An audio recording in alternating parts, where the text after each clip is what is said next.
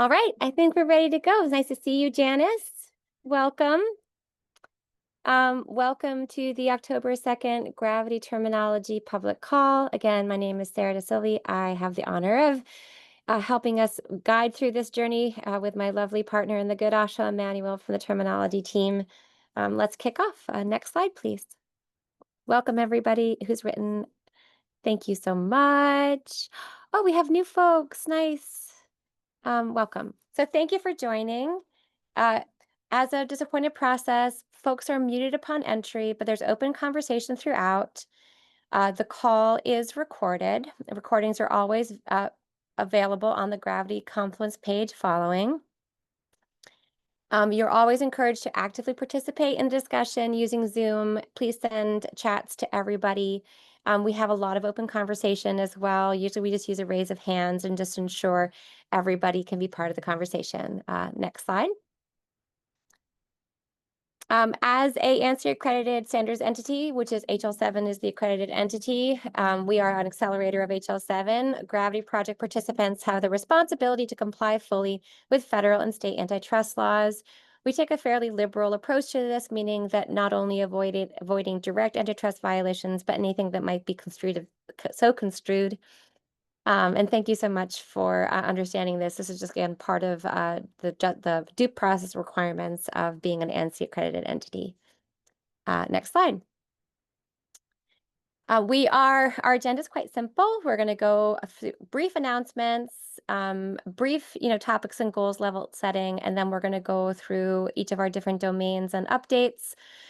We kind of left an evergreen topic for our attempt to ensure that we have sufficient LOINC social care document types, and then we'll close with homework and next steps. Next slide. Next slide. So just want to remind everybody that the new use cases and purposes that we're exploring for our standard for trial use version 3 is the main topic of conversation for our technical work stream. Our technical work stream meetings are every other week, Wednesdays from 1 to 2 Eastern Standard Time. Every single one of the meetings can be, links can be found on the Confluence. If you work off an old link and it's not working for you, the Confluence on Gravity in the meeting section has all of our meeting links always. The implementation work stream, we're moving towards November. And then in November 20th is our next meeting. We're going to be continuing our topics in return on investment. And then the next webinar of note is the LOINC conference, which is next week. So as the second time around, the Gravity project is partnering with LOINC to have a focus for the Friday half-day session. This time, next week, on next Friday, the focus is path to international evaluation implementation of Gravity standards, because we keep on getting inquiries about how to disseminate Gravity standards by different countries, ministries, HL7 entities, and so we thought we'd try to work together to get a clear path. You can still join. There is remote attendance, so thank you so much, and we hope everyone who's interested can come and join us. Next slide. Any questions on that? All right, next slide. So what is Gravity? We are collaborative with a goal to develop consensus-driven data standards to support the collection, use, and exchange of data to address the social determinants of health. Next slide. We couldn't do what we do without our members, our amazing members who support us both fiscally and with their expertise. We have our normal measure set like other accelerators and our designated membership, which are to support the voice of community-based organizations and patients within our governance model. Very, very grateful for all of them. Also grateful for all the in-kind support we get through CMS and Civitas Networks for Health. Next slide. We have one more session of just pure brainstorming. We start to enter end-to-end review next meeting. So just as a reminder, concepts mean we're just kind of brainstorming and thinking of things that need to be added. End-to-end review is when we start to look at it and see whether things need to be refined, removed, or added, and that lasts a month and a half. and then we're heading into our vote in November. We're pretty well positioned. End-to-end review always sneaks up on me, I feel like, and scares me, but I think we're doing a pretty good job. Next slide. Now that we have masters to review, we just wanted to remind everybody that part of our process is the Tuesday after any one of our public calls. We have posted to the Confluence under the domain of reference the working list of concepts that the consensus body has approved. And these are concepts the SMEs have identified that have been sent to the public, and they're in process of evaluation. In those masters are codes that already exist from prior domains or existing terminologies, or codes or concepts that we are going to eventually submit into the terminologies of reference.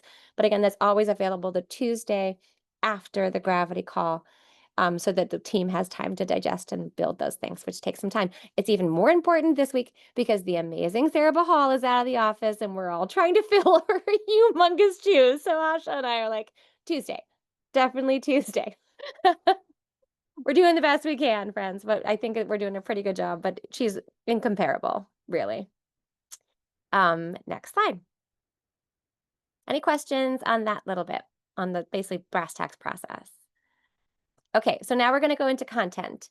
What you're going to see over the next slides across each of our different domains is like refinement of those risk statements, the initial development of goal statements and intervention statements. And so this is why I think we're pretty good, because we have instruments in every domain so far, data sources in every domain so far. We have diagnoses or risk statements in every domain so far, and we're working on goals and interventions. So in 2 weeks, we should have a pretty good set of base content across all of those different activities types, right? Assessment instruments that are standardized, social risk statements, goal statements, and interventions. Next slide. Next slide. Neighborhood safety is our first domain this time. Next slide.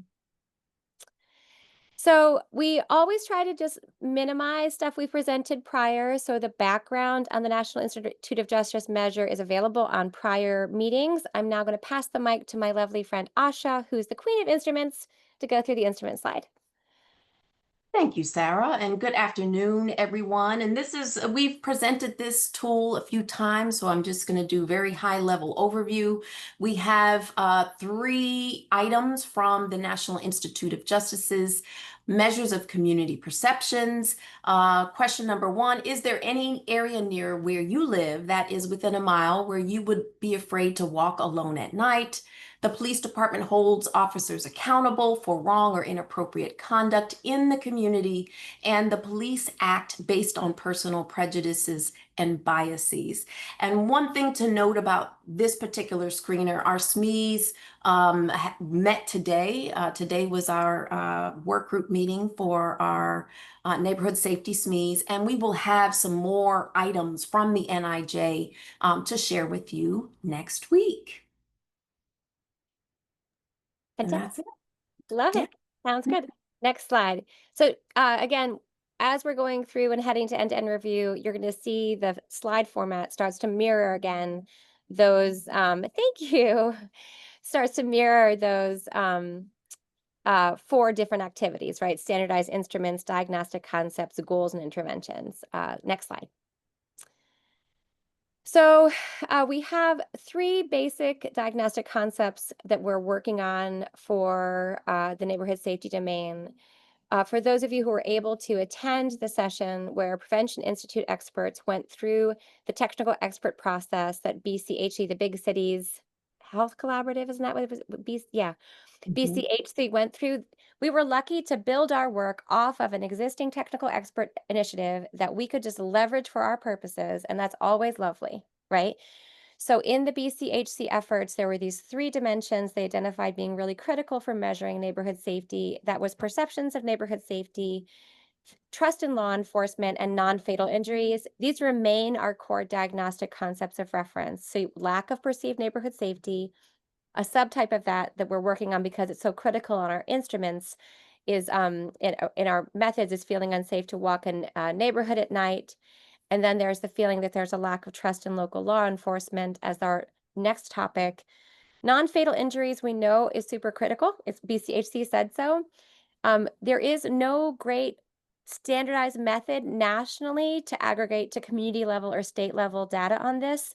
The primary information on non-fatal injuries covers from a method we've discussed in past meetings, WISCARS, which is a CDC measure.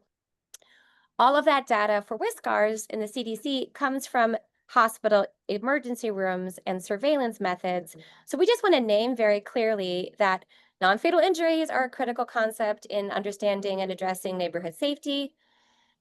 It would be really feasible, if not, there's still a lot of labor involved, to imagine regional emergency rooms and public health entities collaborating to understand how their non-fatal injury rate compares to the mean, right? So again, we can't not say it.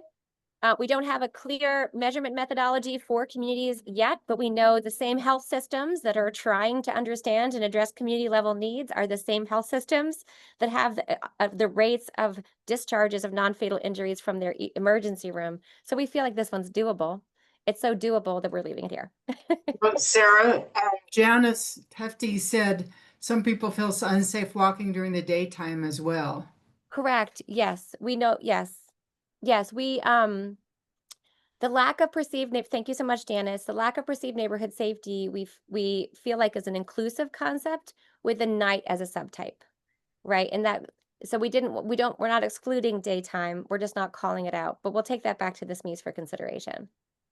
Yeah, it's just if you feel unsafe at night, you might feel unsafe during the day as well. Like, I mean, and part of that also could be like you know, suburbs. I've lived in the suburbs and I felt totally safe walking at night, but there's not sidewalks and in some of them, so you don't feel safe. Whereas urban, we might have sidewalks, but you might not feel safe at night. Right. Thank you so much, Janice, as always. We've had lots of conversations on what ties into perceptions of safety. Oh, hi, Mark. Hi, Sarah. Hi. Agreed. Mark. Yeah, we'll take that one back and see if we need Great. to refine it more further with our SMEs. Yeah, I just wanted to add one additional layer to it. You know, you might have a community that has had high levels of, you know, crime or like experiences of unsafety that where something can become the norm, right? You know, and they may not be as fazed by essentially their individual perception of safety would be different from a different community that might have less reported actually incidents of crimes or violence or whatever, but it's because they're like they have some kind of measure of resilience or some kind of measure of adopting that could obviously impact how someone fills out an assessment. So just wanted to flag that as an issue as well. So Yeah, Matt, that ties into the presentations that the two Prevention Institute experts kind of gave about like what are the facets of perception. So those, yeah, that makes a lot of sense, and it echoes some of the things the Prevention Institute was speaking to.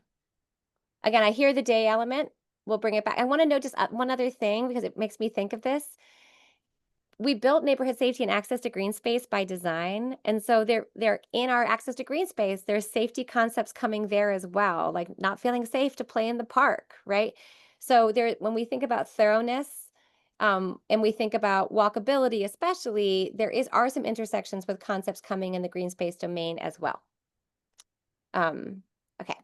And you'll see that in some of the green space, that wasn't a sorry, that was you would really love to listen to those Prevention Institute presentations based on what you just said. They were lovely, and they're all available on the recordings on our Confluence. All right. Okay, are we good on this slide? And again, taking back to the SMEs, the daytime concept. Okay, next slide. Okay. I'm going to preface this again by saying, again, we try not to repeat the wheel. So like a few meetings ago, we talked about how it is difficult to actually address the experiences of lack of neighborhood safety without working towards the structural necessities that are at the root cause, right? So you're going to see in our approach, driven by the subject matter experts, a very narrow list of risks identified and a long list of goals, right? Because if you were at Rachel at the Prevention Institute presentation on the framework, right, which was last meeting, I think, right? They're all running together. We know that just like with ACEs, right, if you build your interventions toward the goal, it is a better outcome than if you build your interventions toward the problem, right? And so you're going to see in and this is it born in the literature on neighborhood safety and, anti-violence initiatives and, social cohesion. Thank you, Susan. You're the best. Susan's pinch hitting the Sarah here today. You're doing a really good job. So what you're going to see is that we have a narrow list of risk statements, again, because in this instance, just focusing on the risk does not solve the problem, and a long list of goals or strengths or protective factors that we talked about in the spring. Okay, next slide. I'm just trying to set us up.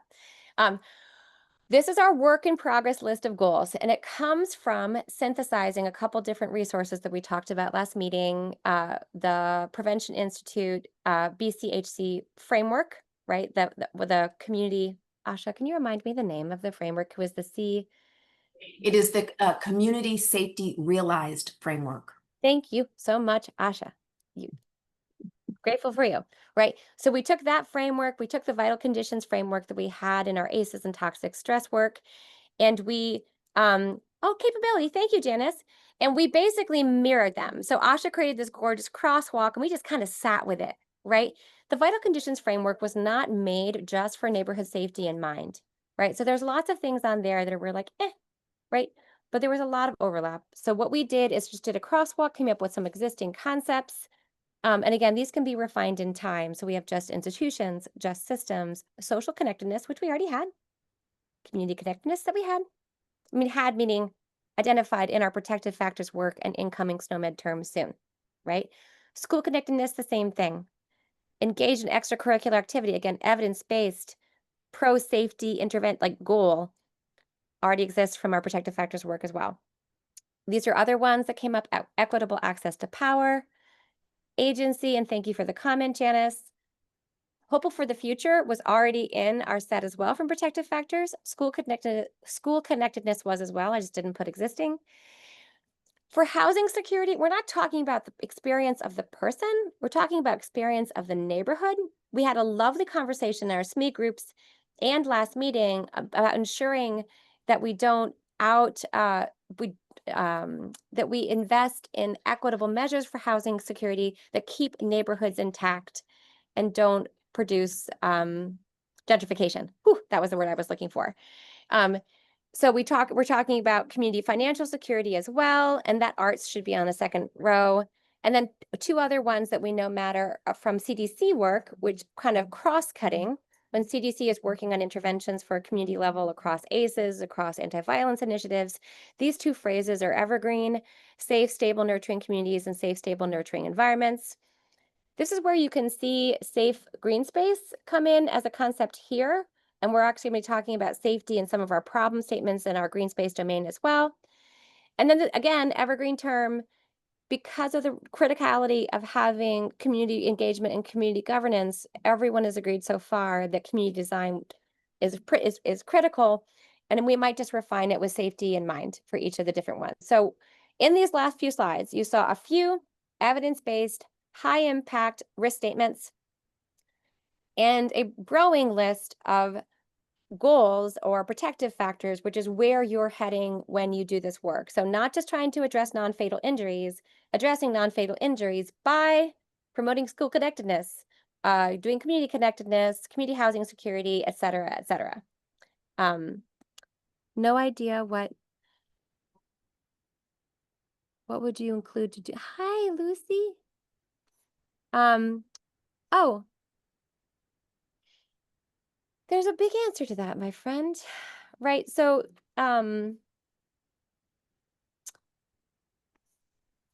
it depends on the level you're trying to impact, right? We think about nurturing communities and nurturing relationships, we think about things like parenting classes or maternal supports or, you know, after school non-athletic enrichment programs or social activities or the arts stuff come into that as well, right? Like developing interventions that support social cohesion. There's a lot. So nurturing means programs to involve people with each other And doing caring. all sorts of things. Yeah. Is that what CDC means by that? It means compassionate therapeutic relationships mostly. So not just coming together, but coming together for that's why the social cohesion stuff is really important. Coming together for the purposes of supporting each other and developing relations. One of the things that touched me this week as I was away all week, I got a text from my favorite bagger at my co-op. He was like, "Where are you? Are you okay?" I was like, "Oh, the bagger at my co-op cares about me. He cares about me because I care about him, right? We're building a safe and stable and nurturing environment, right?" Yeah, so there's all kinds of like important social interventions to promote social cohesion, and those are the interventions you see. If you look up safe, stable, and nurturing environments on the CDC today, it's still there. There's a whole sort of set of literature that are supportive of that concept. And then Mark put some, Thank you. public spaces Okay. coming together, community conversations, right? Community meals, like community activities. Yeah. So we're not talking about good food, good water, good air. Not in that one. No. Okay. All things matter. Thank you. Great. All right. But access to green space is a critical intervention for neighborhood safety. Again, these are why these are coupled. Like, this is like, again, my hero, Eugenia South. I would follow her to the end of the earth, this amazing clinician in Philadelphia. So her literature shows how structure, and CDC literature shows the same thing, structural interventions in the neighborhood as the primary important intervention for perceptions of neighborhood safety. And there's more to come here. All right, any other thought? This is great, an amazing conversation on this slide. Any other thoughts here before we move on? I don't think I've missed anything in the chat. I'm trying to monitor it.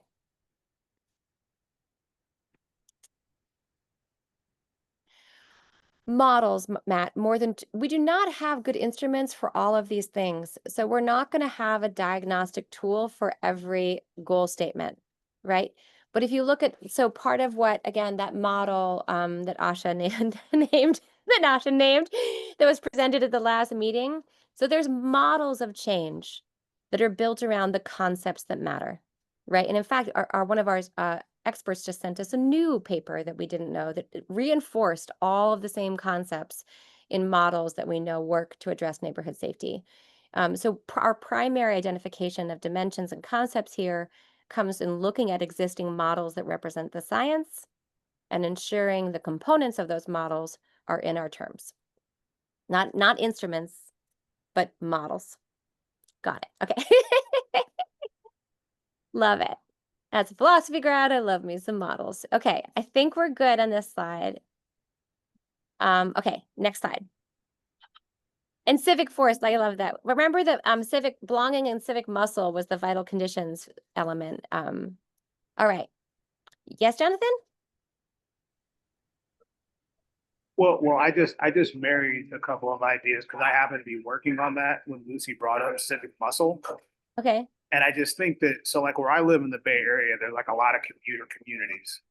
And Yeah. so people who live here don't necessarily work here, and people who work here don't necessarily live here. And so the concept of community is a little disjointed. And so it's like, what do people do in their downtime when they come together to create that sense of community? Like, what forces them together, right? Yeah.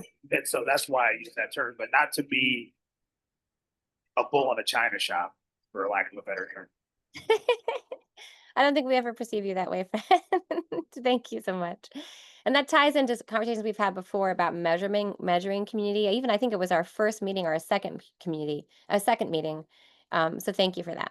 Like, is it where you work? Is it where you play? Is it where you live? right? So those are all things that that we have discussed prior. So thank you for bringing that in. All right. Okay, so coming soon to you, more interventions and maybe some more diagnostic concepts for risk statements for neighborhood safety. Okay. Doing okay. It's 4:30. We're doing well, Asha. Next slide. And if anyone isn't aware, I've been like, I just arrived back yesterday after a week away where I was doing all of this virtually. So it's nice to be like rooted in my porch again. Okay, on to food access. Next slide. Just a reminder, because we presented this for the first time last time, we do try to show models at least twice, right? So this is the Usher model that talks about the dimensions of food access, including acceptability, accessibility, accommodation, affordability, and availability. We're using this model really from a point of thoroughness. We want to make sure that each of these different elements are addressed. These dimensions are carried throughout the literature. If you look at Urban Institute, CDC, right? So these are the dimensions that have persisted from his seminal work. Next slide. Next slide. And to Asha. Yes. All right. Back again with some food access standardized instruments. We have 4 to share with you. Again, we have already showed you these before a couple of times. So I'm going to just do high level overview of these. The first is the MEPS, the Medical Expenditure Panel Survey, social and emotional experiences. Very straightforward question. How would you rate the following characteristics in your neighborhood? Availability of places to buy healthy food. Solid question there. The next one instrument comes from the neighborhood scale, availability of healthy foods in your neighborhood. The question is, a large selection of fresh fruits and vegetables is available in my neighborhood with those 5 answer concepts right there. Also very solid. This one assesses fresh fruits and vegetables in the neighborhood.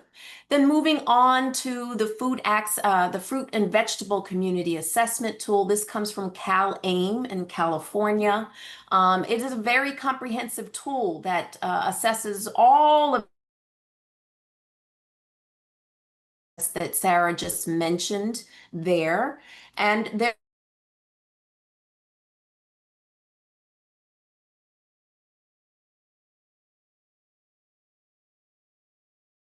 also restaurants. Are the restaurants in your community, do they have fruit and vegetable options? So this is a very, very good tool to really understand at a community level what the access is among all of those dimensions that we've demonstrated already.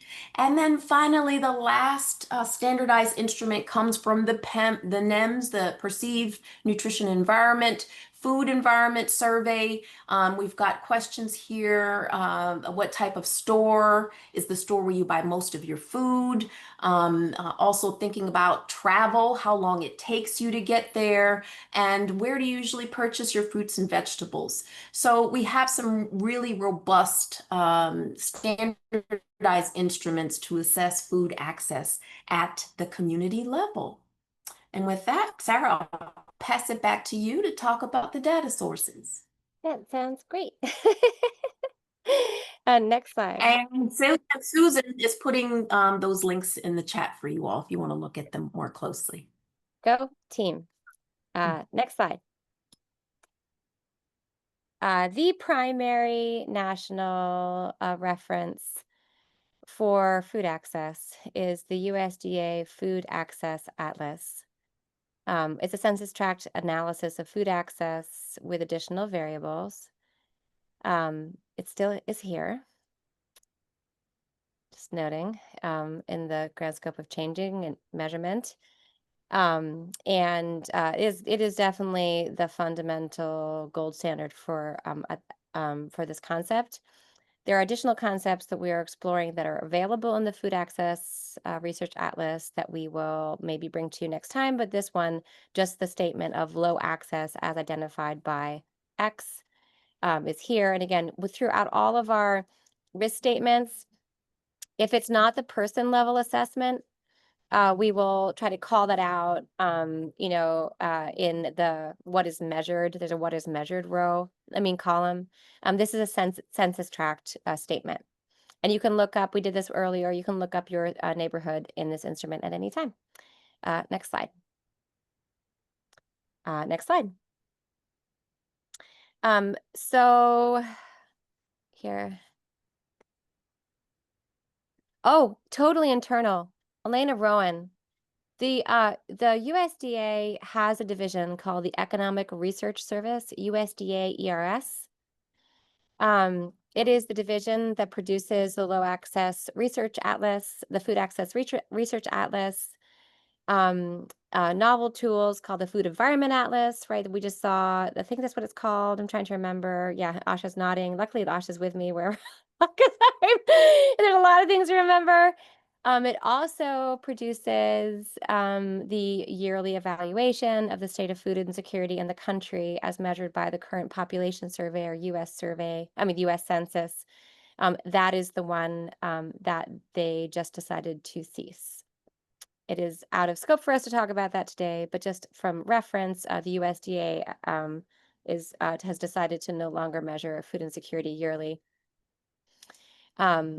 which is a loss. And luckily, Gravity, more in a future meeting about how Gravity standards, by identifying and already encoding the USDA gold standard instrument, might be able to help with our standards. There's ways we can help communities keep on measuring. But specifically for food access, these are the concepts or risk statements we have right now. So some of our concepts changed. So 2 new concepts, as we realized just talking about food wasn't sufficient, because really from a low access perspective, having food for adults and having food for infants is really critical. So our SMEs asked us to bring in specific concepts for infant food and infant formula. Especially you can imagine how in rural and urban environments, you might live in a neighborhood that has, vegetables, but it doesn't have any infant food on the shelves or infant formula. When we last met, we were also discussing how to really address, hi, Lucy.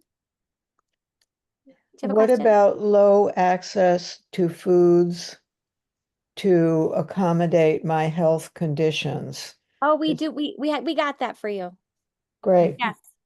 Yes. That's not in the availability section, but we are deeply working on just that, and we are committed to doing so. Yeah, because that's really important. Great Gotcha. minds. Thank you. When it comes, and related to that, part of what we were stuck on is that we had a low access to foods to support recommended dietary regimen concept or something like that. It's either on the next slide or it's in the hopper, and we'll come back next meeting, because I'm just stuck on this slide for a second. We got caught up in some statements that were born out of that, like low access to low sodium foods or low fat foods. And we had a long conversation on what it means to have a healthy diet. And so there were 2 general concepts we wanted to address: that a community doesn't have the food that's needed to have a healthy diet, and that a community lives in what's called a food swamp, where the preponderance of food that is available is actually not good for you, right? And again, those things happen by design, right? They're structurally driven, right? So because we're evidence-based, we grounded ourselves in the US dietary guidelines, and we have these concepts for you. We have a low access to a variety of foods in the community. Healthy foods as defined by the USDA in the dietary guidelines. And then we have 2 concepts to really unpack what we mean when we say healthy more specifically: nutrient density and dietary pattern. Nutrient density means this food is nutrient dense. It packs a powerful punch, right? You can think about like produce is a good example, or like real peanut butter, right? Which is without a ton of sodium. Like, this is a high power food for you. But just having a store with a ton of peanut butter is not going to solve the problem for your wellness. And so it has to be 2 concepts. And again, this is very clear in the guidelines. So nutrient density and healthy dietary pattern.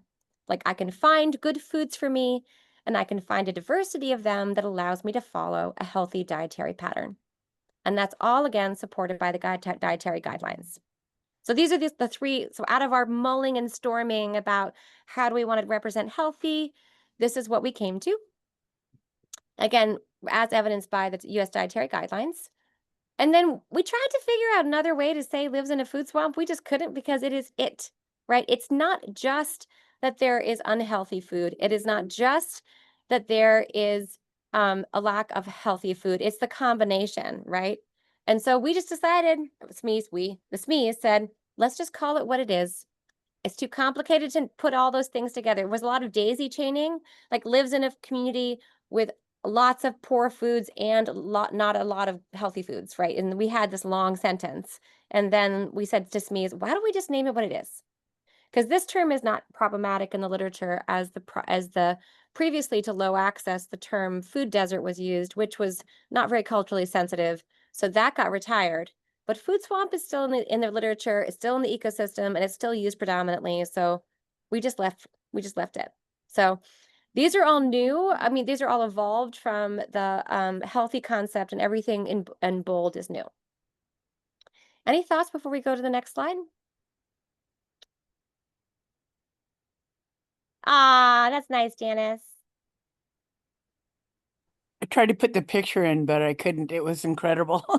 I was at the Civitas conference, and they had the largest like fruit and cheese board I've ever seen in my life. Isn't that nice? Such It was a amazing. change from like a was- million desserts. Yeah. It was amazing. No brown food on that. It was just like cheese and fruit and proteins.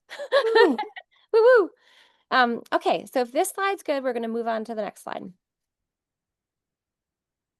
So everything that is not in bold was here last time. And then you get to the accommodation, and we're trying to figure out where, Lucy, to put those dietary regimen ones. I actually don't think it's here right now, but we know we're going to work on it, and I promise to bring it back next time, like how the SMEs want to address that. Asha and I are not, like, note to self. I see her nodding. We're nodding. It's All right.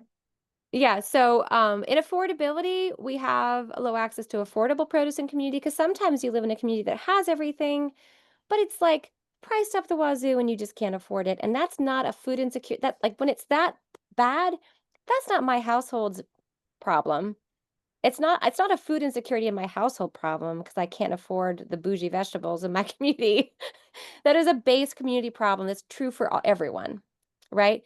And then excessive accommodation comes into, if we remember from the Usher model, not being accessible hours, not accessible days. Because what if it closes at 6 p.m. and you're like a working human and you can't get there? Not open on the weekends, and that's your only time, right? So that's how those concepts are born out of the Usher paper as well. And then ensuring that we had I think, listening, actually, Lucy, we probably need to refine this one, because we're talking about the store being physically accessible, but we don't, in other ways, we're going to be naming that the food is supported for people with different disabilities. So we have low food accessibility for people with disabilities, meant to be like you can't physically get in, but the wording's weird there. So I'm just going to note, what is Janice saying here? I just noting Europe has. Yeah. Yeah. I know they have different ways of subsidizing. Before I was ever a nurse practitioner, that was my primary area of interest. Adam Dranowski and research out of UW about how current US subsidies perpetuate low-cost, ultra-processed foods, as opposed to subsidies in Europe that produce regional, high-quality, nutrient-dense foods as subsidized by EU. I know. So your local heritage lentils in Umbria on the farm I worked on in Italy, cheaper than anything you can get at the grocery store, because they're whole foods in that region that are important. Go Europe.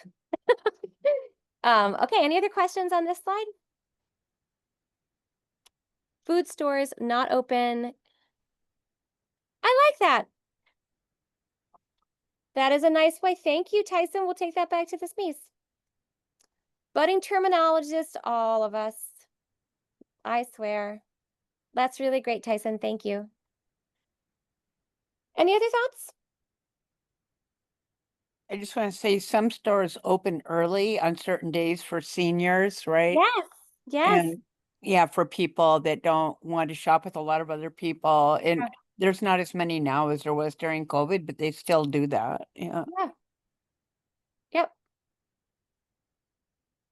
Okay. Are we good? I have a quick question. Yeah. Is there any, this might already be covered in one of these concepts, but for people with like mental health challenges, either like social anxiety or depression, like just getting out of bed may, like they may have trouble accessing food just because getting out of bed is difficult. Um, I don't know if anybody else has more experience with how one would try to assist someone like that. But that seems like different from what we're looking at here. What do people think? I hear you, and I feel like I think that's a really important thing to say. We do have either volunteer or paid, not Uber, food delivery in my community for just that purpose, right? So if you're a homebound individual and you have a difficulty getting to the store, the community brings the food to you, right? But I want to note, Asha, we should probably that's a really important thing. Matt, thank you. Because that's both a problem statement and an intervention that we haven't identified yet. So thank you. And then I see Janice. Yeah, that's what I'm saying. It might fall under disability, but I think we need to be more explicit to make sure it does. Right? Yeah, great. And thank you, Janice. Yeah, so my co-op, you can just like we have our local co-op has like volunteer hours you have to complete for your membership. And some volunteers, all they do is just bring food to people. And you don't have to pay. You don't have to do like the pay for the delivery service. It's just what we do. It's nice. It's like Meals on Wheels volunteer, but with groceries. Just a quick story. I know someone who is on SNAP, and when their SNAP benefits like expired, and he was End of going the month, man. It's tough. Yeah. when he started going to the food pantry, and because he had social anxiety, he had a psychiatric hospitalization because it was triggering his social anxiety. So Oh, there's that interaction between mental health. yeah. Trauma compounds, man. Thank you for that story, Matt. Okay, you guys are being so helpful today. So many good ideas. So grateful. All right, are we good on this slide? We can keep on going. Next slide. Okay, so that was food. So that was food access. You guys helped us consider a lot of important things, as you always do. And we're going to bring them back to the SMEs. So we are also, out of our next SME meeting, should come out with a lot of interventions. And that's why, Matt, I was like, you named both a problem statement and an intervention in your idea. So when we come back to you in 2 weeks' time, we should have lots of concepts. All right, go team. Next slide. Okay, instruments again. Asha Manuel.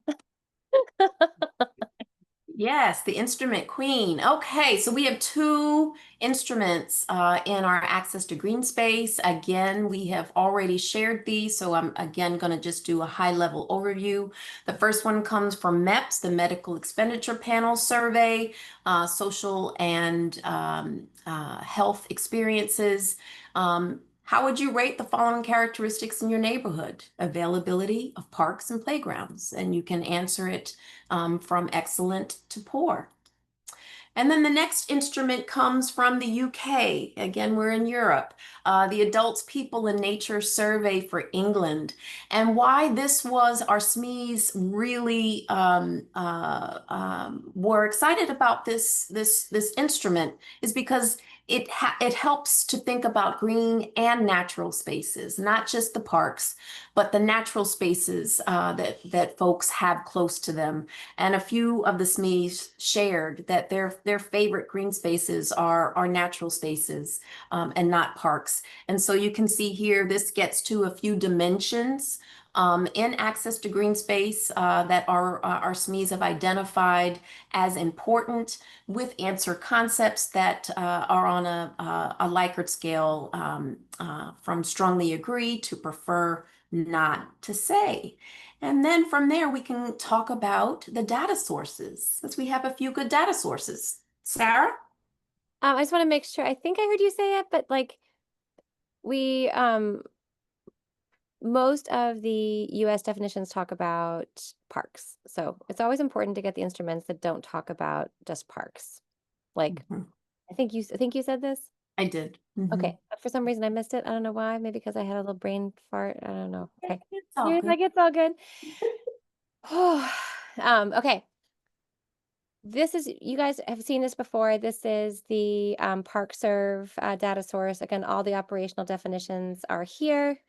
And you'll see in some of our concepts that we have, our diagnostic concepts, the risk criteria that this comes to bear. Next slide. This is the vision of it. And if all of you can look up your community in the ParkServe resource, it's pretty neat. Next slide. This is another instrument, the Public Health Tracking Network. We have identified it as an instrument, but we really are leaning on kind of a simple method in our concept statements and aligning with ParkServe, and you'll see why very shortly. Next slide. You can also look up your neighborhood or your state or your county in the CDC instrument. So, and like Lucy, so this is so these are the measurement folks in the CDC for the equivalent of the USDA, right? Like all the cool people, geographers, economists, they're all like all geographers and economists. The US is all, the USDA is all economists. And part of the reason why the USDA does the measurement too is they use measurements nationally to understand what the base allocation for food stamps are. Right. So since they disperse food stamps, they have to adjust how much is the base amount every year according to this amazingly complex work they do in economics about the cost of food that year with regional modifiers. It's all very nerdy in economics. Next slide. We have a new data source today. Very exciting.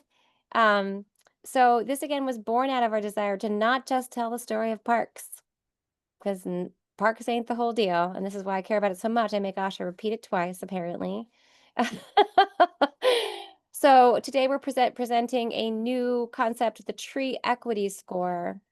And the tree equity score measures a % of expected tree canopy cover for a community.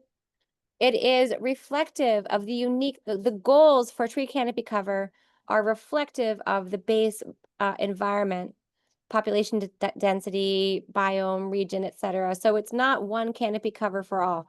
Like we looked up Vermont, my hometown in Burlington, and we looked up Palm Springs. The goals were different because the environments are very different, right? So this is a reflective of neighborhood and biome and population estimate. So on the next slide, you can see the call out. So this is my city. This is where I live, Burlington, Vermont. That big gray area is the lake I love, the darker gray area. So that is the neighborhood I live in. The tree equity score is, so the tree equity score is 70%. The current canopy cover, if you look here in the orange bar on the left, is 20%.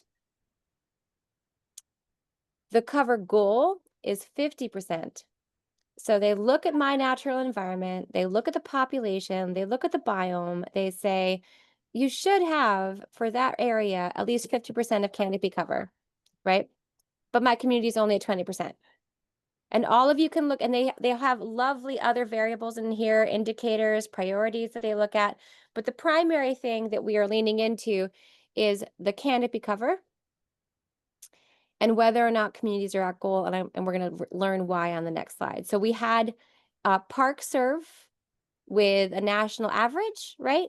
And we have canopy cover with census block group goals. Okay, next slide. We're going to get into this more next slide. Do green space and its data sources.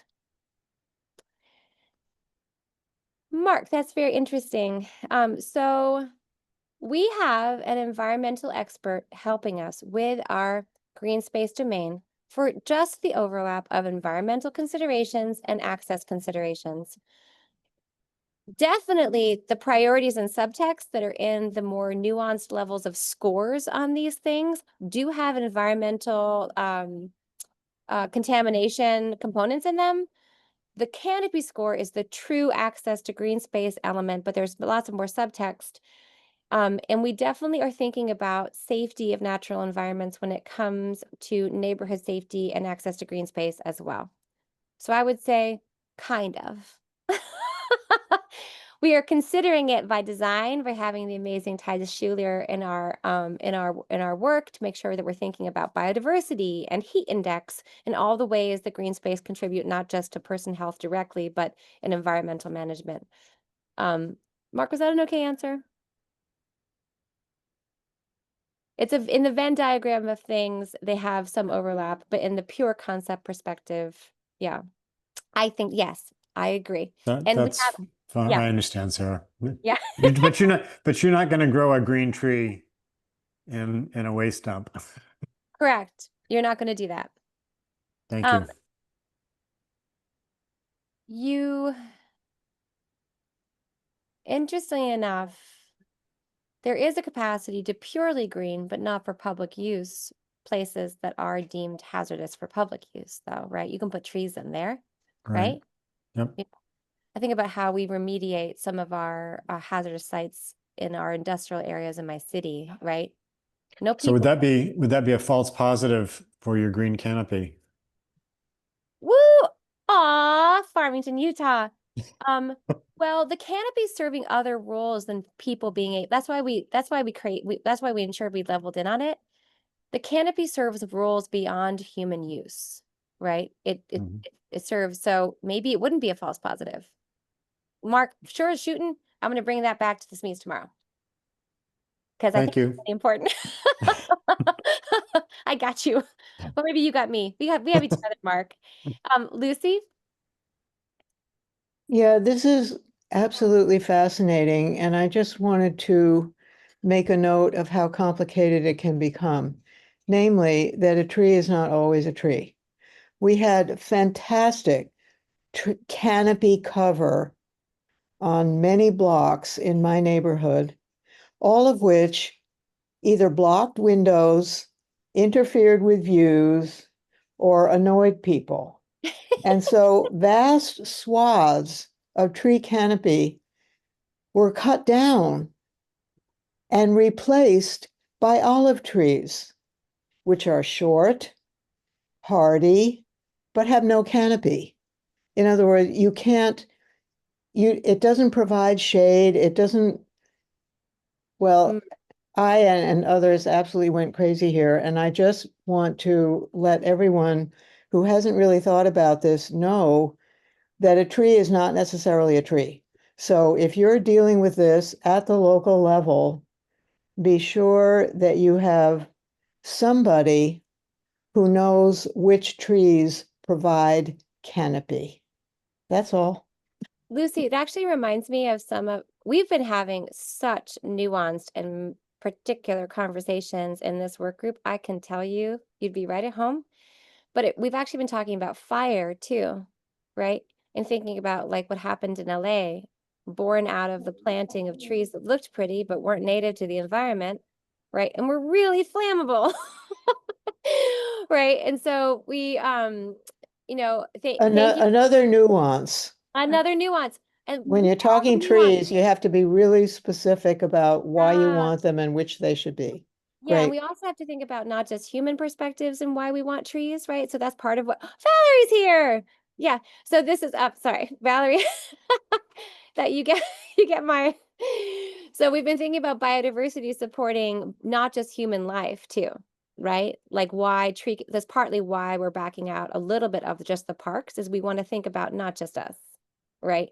And like what's the trees that are important for birds and for different populations and for, so this is the level of nuance we get to in that work group. Valerie, please let us know what your thoughts are. Hi. So I just wanted to chime in here. So I live in Atlanta, and I don't want to misstate it, but I believe I was told that our city is like the major city in the U.S. that has the largest tree canopy. I think. Please don't quote me, but I think so. But I've been a part of conversations about trees here and how they're related to neighborhood health. And though I wasn't a part of the conversation for this project around trees, I just wanted to chime in, and forgive me if this has already been stated, but about this idea of planting trees in neighborhoods, not just to increase green space for use, but for it to be health protective in the way that, of course, we know it helps clean the air, but also to create a buffer to street noise, because noise pollution, is harmful to health, or to even create some type of barrier to other types of urban blight. So just wanted to add that to the conversation for consideration, if it hadn't already been brought up in this way that we're discussing about all the different ways that trees can either be helpful or potentially a nuisance in communities. And also, I know a big thing here in Atlanta is with the tremendous amount of growth and construction, that the trees that are native here to this, this kind of natural tree canopy are being cut down to make way for other housing communities and things like that. And the developers are just throwing back in, like, there's a rule about how if you take out a certain amount of trees, you have to then plant other trees in their place.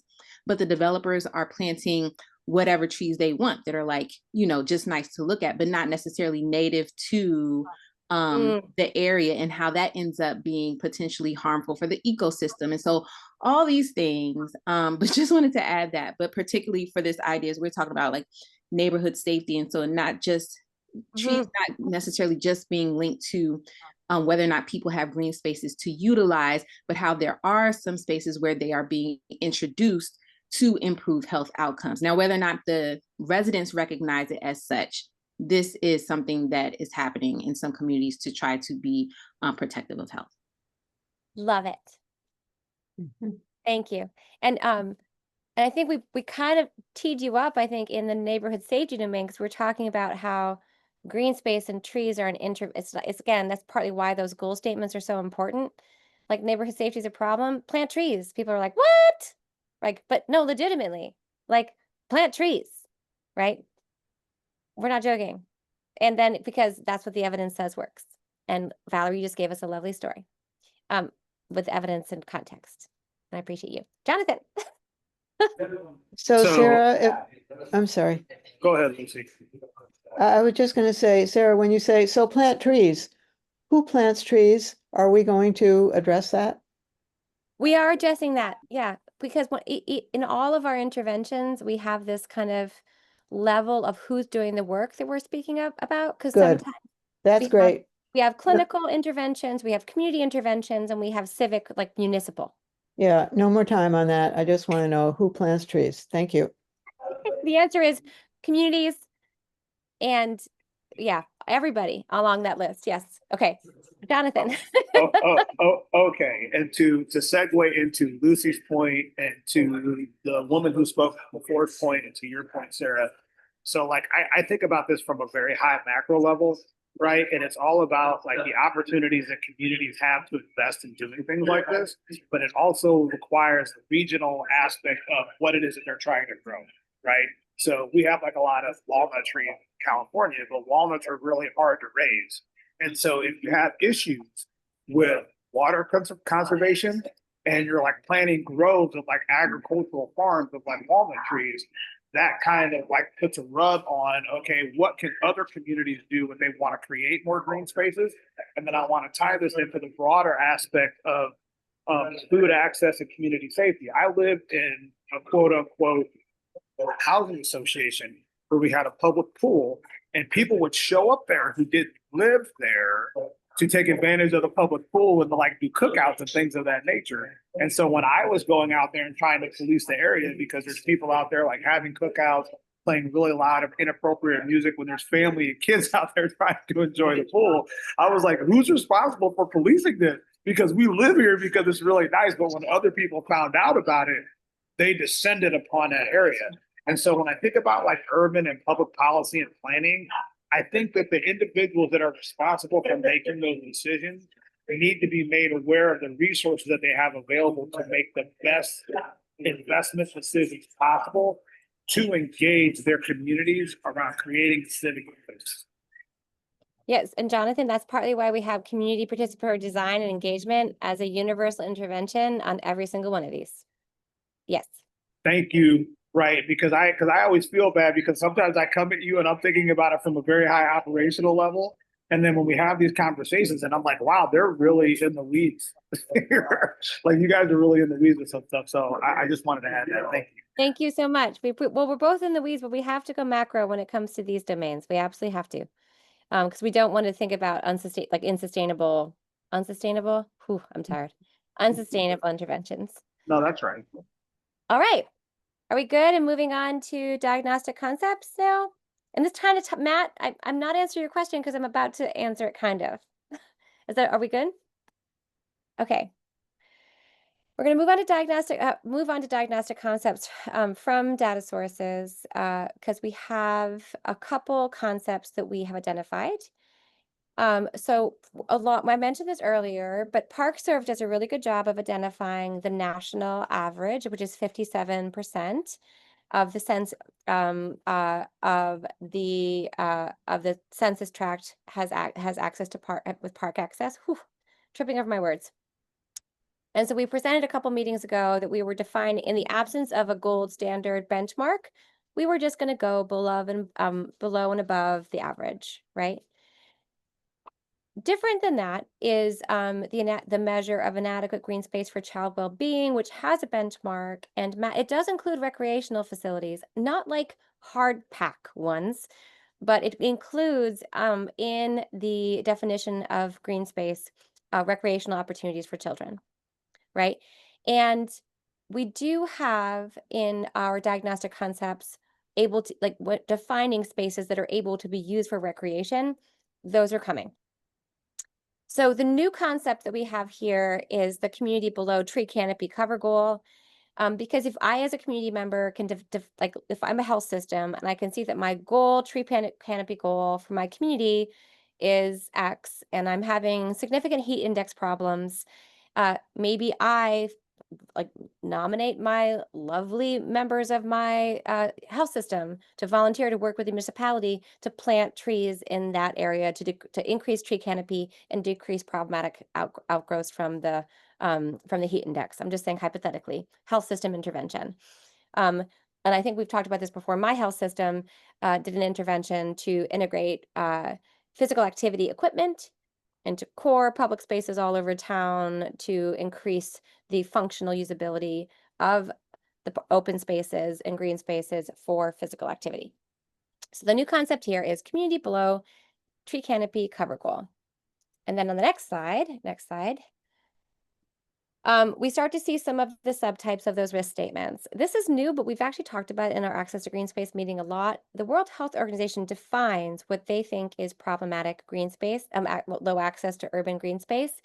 And this is a home without urban public green space of at least 0.5 hectares within 300 meters, which is about a 5 minutes walk away. So that's the World Health Organization defines that. And so very simply, we have our ParkServe measures, which is the census tract. We have the tree canopy data sources, which are at the block grant level, right? And then we have this level, which is I personally in my home have inadequate access because I don't meet this criteria.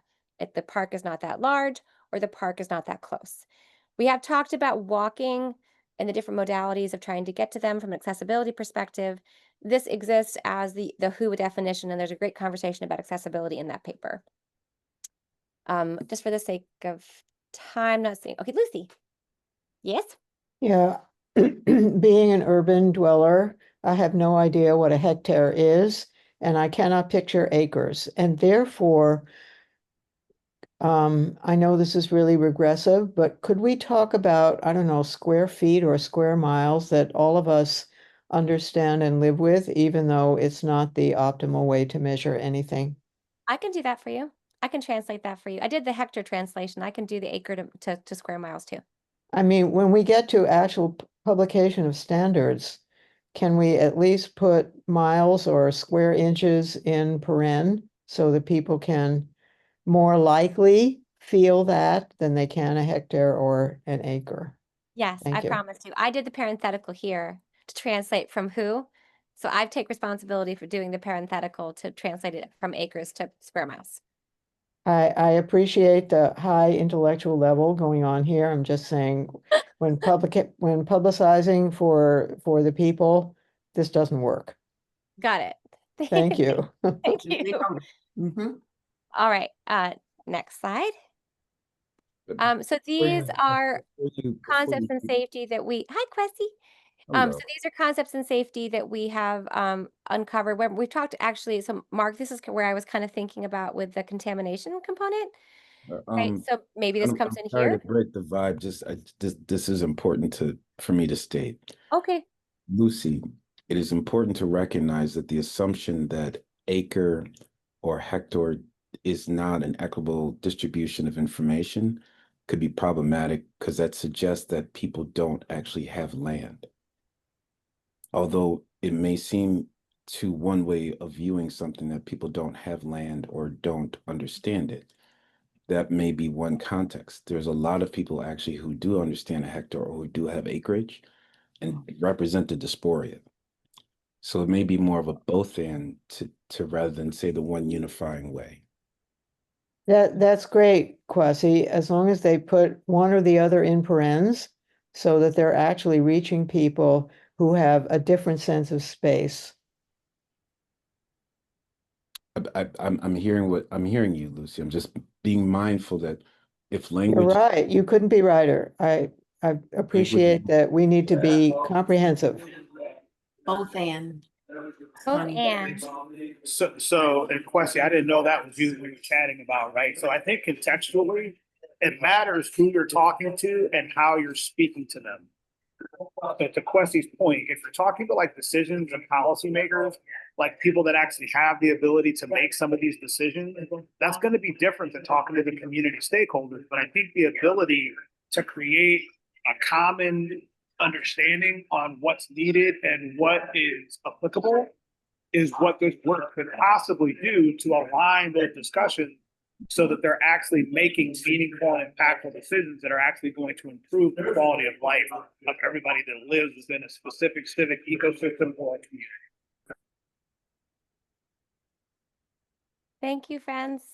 Is that making sense to everybody? Because we're speaking in like very general ways of when someone says, what is community? I'm always curious about what's the definition of community that we're working. Because that could be a very wonderful, massive assumption about community. I don't know that everybody has the same understanding of community. And I want to be mindful that as we use these words and phrases, we're sensitive to the ability that somebody may not understand what we are talking about at all with the word community, because they've never been a part of one, or they're attempting to find out what one is. So sometimes I have to contextualize what is the working way that we here are suggesting from a consensus standpoint that we define what community means. What is it that we're saying it is? Or aspiring to might be another way of thinking it through.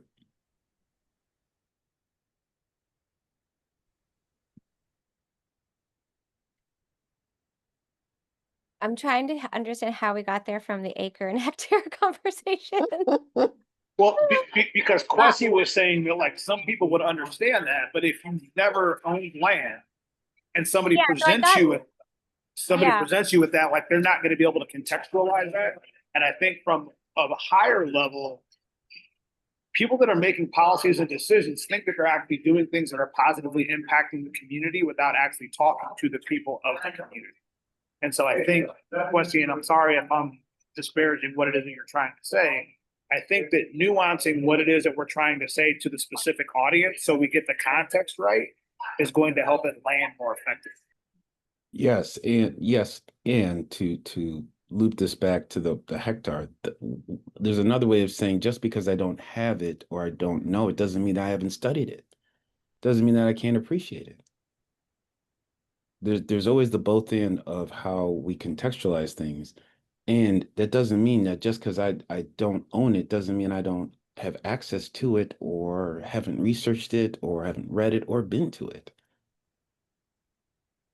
It's important to me as we are processing through things that we are mindful of the ways in which we can sit and position our context. Thank you, Kwesi. You're always so good at calling that to light.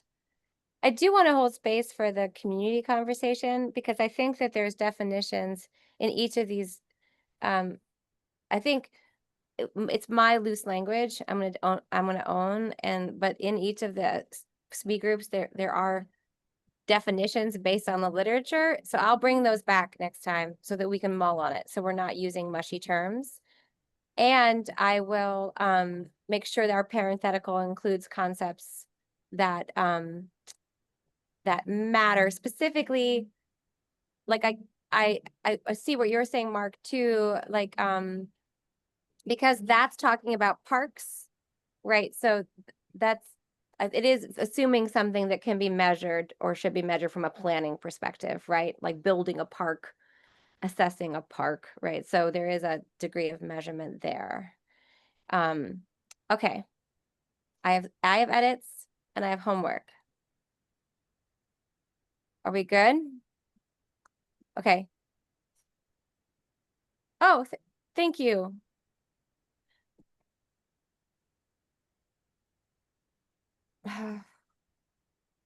Yeah, so Matt, on the community concept, I mean, we are working in evidence-based areas, so I'm going to bring back what we have so far as the evidence, and then we can build off of that, right? Just like we have things that are measured, like census tract, block area, right? We're not in the ether here, right? And we're talking about built environment community, usually in these domains. These are all domains of built environment, and so like geographical locations as opposed to social perceptions, right? Like neighborhoods, census tracts, block grants, like cities, like things on a map. Right. Or, I mean, sometimes the only other definition of community that we see sometimes in this sense, in the built environment sense, is a distance from my house, right? So there's geographical areas on maps and like my community is this, radius from my home. So just to elaborate, this kind of is building on what Kwasi was saying about community. Like if I'm answering a question on one of these instruments and it uses the word community without clarifying precisely what it means by community, I could think about my community as like, the 1,000 people in my building, or I could be thinking about my church community or whatever, right? That wouldn't necessarily be bound unless it's clarified within the context of that assessment question, what that community thing is.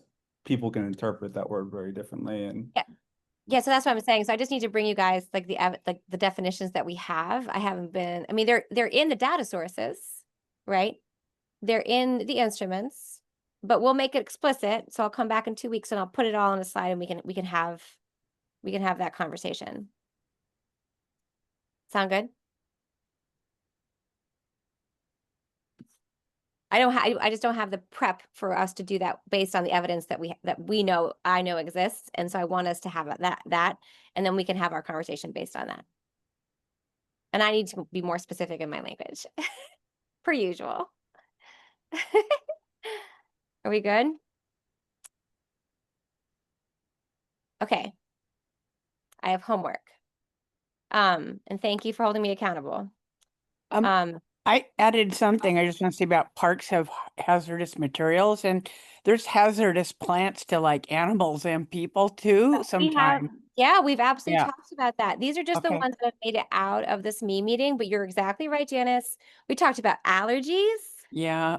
About hazards. We talked, yes, 100%. So we definitely are sitting in the complexity of that, in that domain. Because I know like my friend works in Hawaii in development on the lanyard side of Kona, and they go around and point out the plants that are non-indigenous, invasive, right? That are invasive. Invasive plants are a big deal actually to our whole ecosystem. They could be considered hazardous, but anyway, that's another, but it's something to realize when people plant, right? That they Yeah.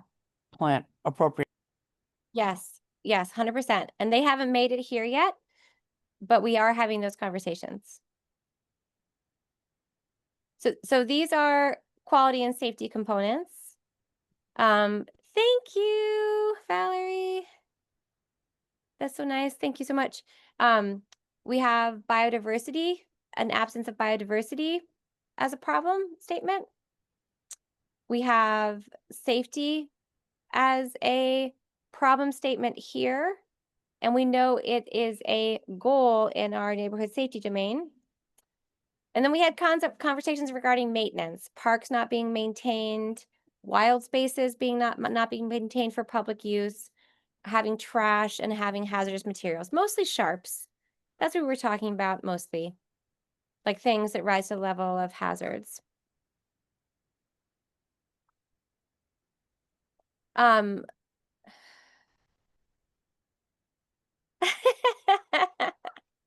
Thanks, Lucy.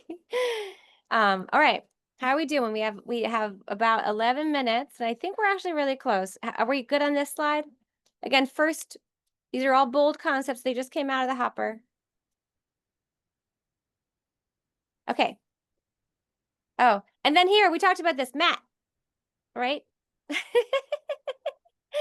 You were talking about recreation. So one of the things we wanted to name too is a park might exist, but it can't be utilized for getting activity, and it can't be utilized for recreation activities. So we wanted to call that in as well, like utilization as a dimension. How are we doing? I actually feel like if we go to the next slide, I think we're, yeah. All right. So the most critical thing that I hear is that we need to clarify and, explicate how the word community is being used here, to make sure it's conceptually consistent and aligned with the built environment anchor of this domain. We use community in community connectedness, in protective factors, but we want to be really sure how we're defining it. And then I heard the call to the different measurement elements. Mark? Thank you. Maybe this is the appropriate place to raise a larger question, having just listened to the three sort of community level, neighborhood level data elements. I'm a little, I don't know, puzzled or concerned about how to protect when we're using community level data elements. When we measure by census tract, for example, I have seen health systems use census tract data as a proxy for person level SDOH measurements. Yes, a truth. And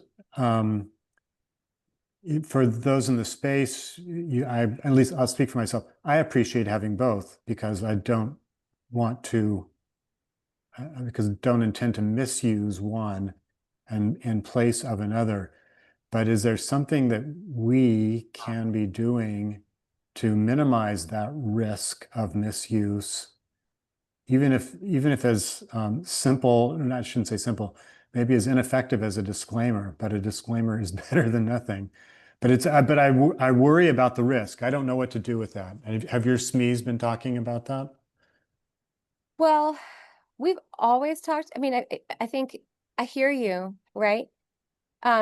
Interestingly enough, I think in the built environment domains is the safest place to use like aggregated data because it's about like the environment, right? But I hold one of the gravity origin stories is the danger of using zip code level or regional data to describe the experience of a person in a household, right? Especially when it comes to things like food insecurity, right? Or because it doesn't understand individual means, agency, resources, right? So we definitely hold them in kind, right? So like, and I think you can see in each domain, we're weighing community level elements that matter and are helpful and person level elements that matter and are helpful. And I think in our presentation, we understand that both are necessary, right? Which is why we made sure that we brought in that household one. I mean, the who one, because the who thinks on the household level, not on the community level, right? Does this person have access as opposed to does the community have access, right? But I'll see if we can be more explicit on that. But definitely the tension of the difficulty of applying community level measures to the individual is noted, and I'll ensure our SMEs wrap around that this week. Thanks so much.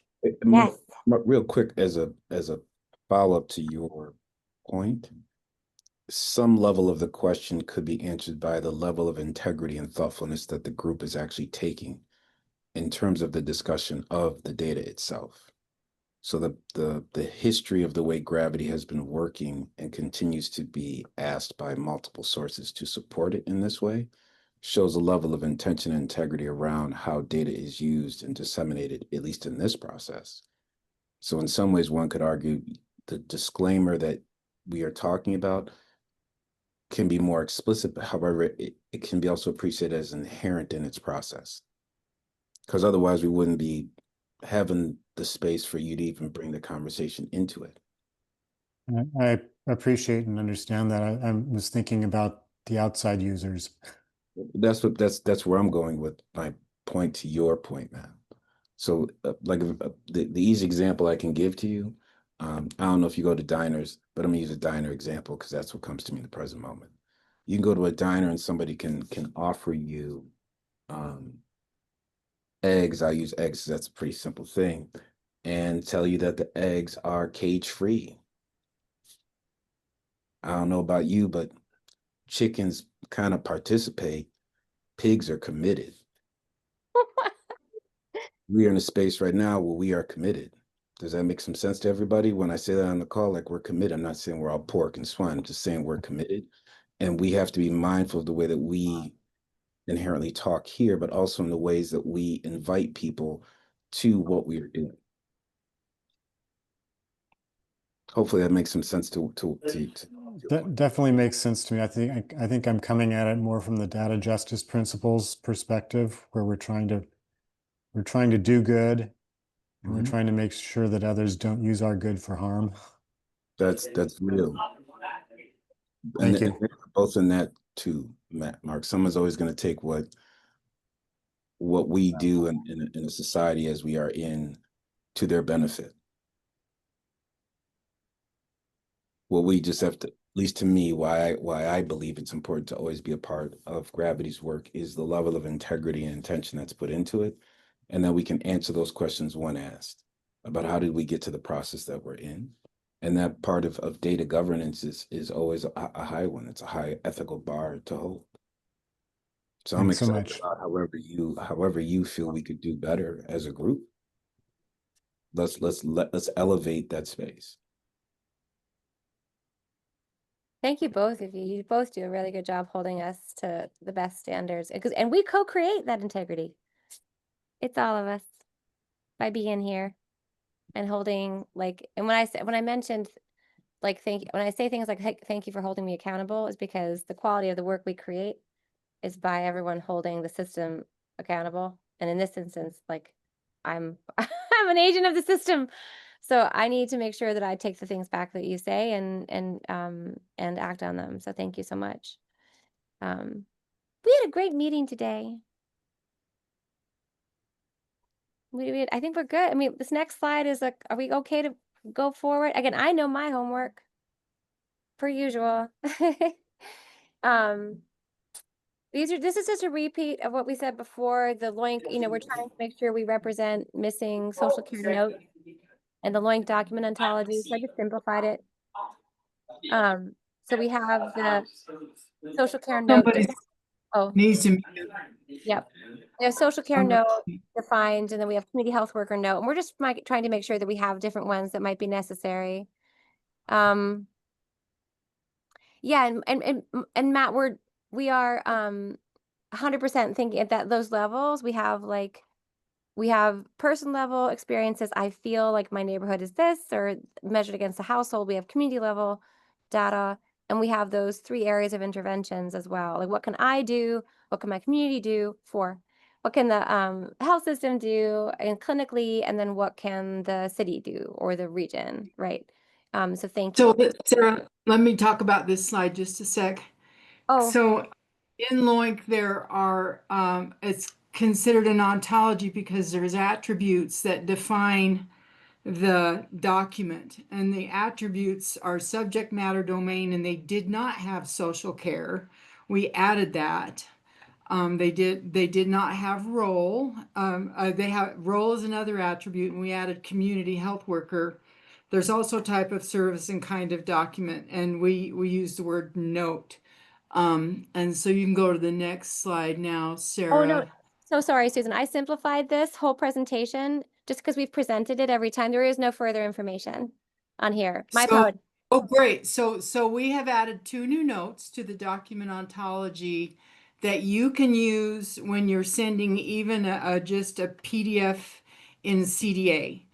So in HL7, they have the clinical document architecture where you can send documents, and these are note codes that you can use now that will be standardized across settings.